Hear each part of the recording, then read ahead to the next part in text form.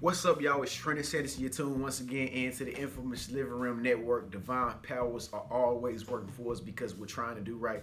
So I'm gonna tell you how to break poverty conscious and financial fear and to be able to attract more money using the law of attraction, folks.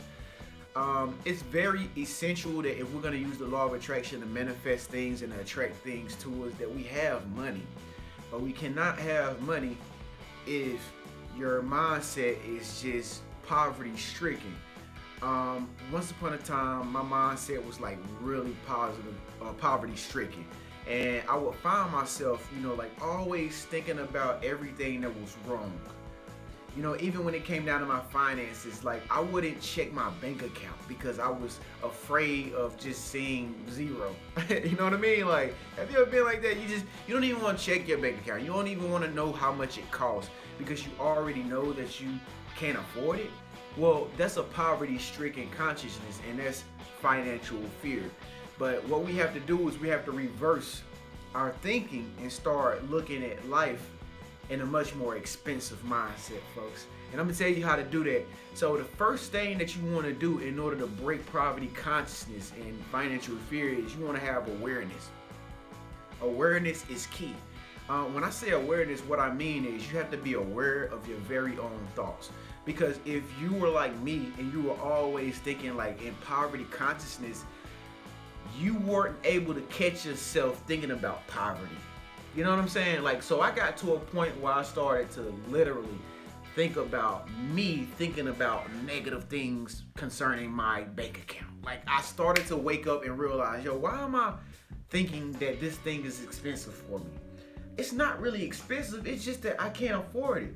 I started to pick up on little habits that I would do, like when I would go into a store and there would be like some stuff that I wanted to buy, versus like avoiding that section, like that true religion section with those expensive clothes.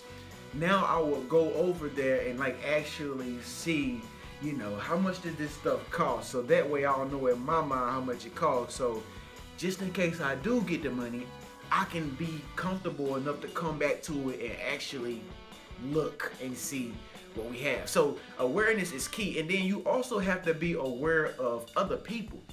Most of the time, it's not necessarily you who have this like financial fearful mindset. It's most of the time it's other people around you who are like poverty consciousness. It's a lot of people that I know in on my journey or whatever that just they'll break you down and they'll lead you to that downhill spiral of just financial despair because they feel like everything's expensive. They feel like things are too high. They feel like rich people got all the money. They feel like they never gonna have any money and they just never think big. They never think outside of the box of lack and not having anything. So now that you know how to differentiate between the two, you gotta make sure that you're aware of your very own thinking and whether or not you're thinking on a high scale versus on a low scale, and then you have to pick up on other people that you're around. You got to get to a point where you know how to have a shield around your being, like your aura, to deflect people's comments because some people gonna always be poverty conscious. The next thing that you want to do is you want to get in a habit of like what I call it window shopping. Window shopping. For a long time, I used to window shop, which is like going in a mall and something and just looking at expensive stuff that you can't afford. Once upon a time, before I could actually afford name brand colognes, I used to go on Macy's and just stare at all the different colognes. Like I used to actually like steal cologne, like literally, I did. I used to steal cologne, spray it on me, make sure the dealer wasn't looking at me, make sure nobody in the other sections over there, the shoe section, the women's shoe section wasn't looking at me like. And I just boom, boom, boom, boom, boom, boom, boom. I'm fresh. I'm fresh. I'm good. I just still act like I'm buying stuff, but I already smell like Burberry. You know what I'm saying? Hey, miss, can you please come and help me for a second? Yes. Yeah. I'm thinking about buying this right here. Yeah, I like this one, but the one I got on, I got the Burberry on now. See, I pretty much have all these colognes.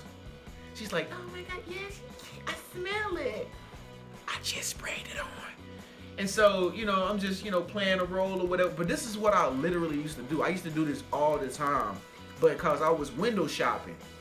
You know, I couldn't really afford anything, but I would just always make sure that I go into stores that I knew I couldn't afford just to get the energy. I was just sucking up the energy, just, you know, creating the mental images in my mind of what it would be like if I had this Burberry cologne on. You know, if I had this Bond number 9 cologne on. I don't know if y'all heard my Bond number 9 story, but if you ain't, make sure you subscribe. There are videos in some of my collection back there anyway. But, you know, I would just always make sure that I put myself in a situation of, like, you know, being a rich person, a millionaire. You got to do the same thing. This is how you break the poverty consciousness. You're never going to break the poverty consciousness being scared to go do what rich people do. You're never going to break the poverty consciousness and financial fear by, like, you know, just only buying cheap things and doing like what cheap people do.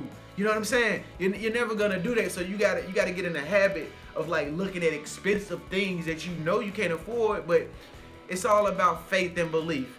If you want jewelry, you like jewelry, but you know you can't afford jewelry, just go to the jewelry store. Just go to the diamond jeweler and just be in there looking. They can't do nothing to you. Only thing they gonna do is, can I help you?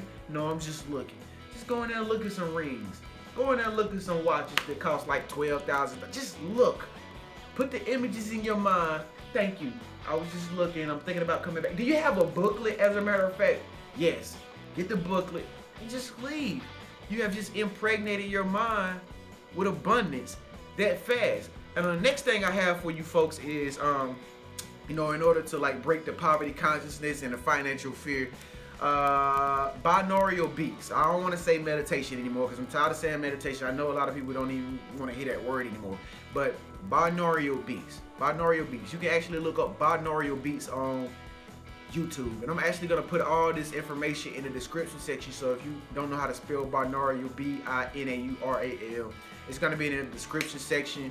And you can listen to binaural beats before you go to bed, or even when you're in waking state of consciousness. And what these binaural beats do is they program your mind, because they operate on the sound is on a certain frequency and wavelength, and so it gears your mind to think outside of poverty consciousness, and it basically gets you on a high vibration to where you can attract money and abundance and all that stuff into your life. So remember that binaural beats, folks. Binaural beats is very, very important if you want to break the poverty consciousness. All right, last but not least, in order to break financial fear and attract money using the law of attraction, is surrounding yourself with people that think big. Like I said, once again, like I said in awareness, most of the time the reason why you cannot think big, or you feel like it's wrong for you to think big, is because you have so many people around you that think so small. And it's like when you try to think big around them, they start feeling some kind of way. They start getting antsy. They start feeling funny. They start hating on you. They start getting jealous. Like, that's crazy. Ain't that so crazy? That's so crazy to know that some people can get jealous of you just because you think big. My God, that is so hideous. That is so hideous. That's so slithery. Like, that is so snakish. Like, oh my God, such a hater, right? Yeah, so make sure you surround yourself with people that think big. And if you can't surround yourself with people that think big, or you don't, you know, you're not comfortable with it right now, okay, put it like this. Every time you go out to public places or whatever, you always hear conversations with other people around you, right? I mean, you're always associating with other people, believe it or not. Even though you don't feel like you are, technically you are associating with strangers all the time. So when you hear somebody talking about something big, something grand, something on a large scale, you know, something that's outside of poverty consciousness, try to make a reply, make a remark, get in on a conversation. Go up to the person and tell them, you know, what you do if you have a business or something, or, you know, tell them your aspirations. When you notice these people out in public places, you gotta attack. Let go of the fear. Again, we're talking about financial fear. You know, we don't want to have social fear at the same time. So when you see these people, make sure you attack their being, and make sure that you talk to them about the things that you're interested in, because 9 times out of 10 they're gonna be interested in the same things if they're talking about big things and they have big thoughts, you know, and they're thinking outside of poverty consciousness. So and that's what I do. That's what I do when I go out public places or whatever. That's how I find people to network with, because first of all, I just size them up. Then I ask them what's their name, whether it's a girl or boy, what's your name, you know, and then when they say their name and I say my name, I always say, like, what do you do? and they tell me what they do. And if they're telling you anything like important, you'll know it. You'll feel it. The energy will resonate with you. The person probably won't be able to stop talking. You know, you'll kind of get the impression that they're so like egotistical or whatever the case may be. That's the person you need to talk to. They're doing something with their life. They're going somewhere. They think big. They think outside of the poverty consciousness mind state that most of the mass population thinks in, and no financial fear exists in them. Okay? So again, to sum it all up, folks, do not be financially fearful. Do not be afraid to talk about overpriced items and overpriced material things and stuff like that. It's okay. You deserve it. Okay?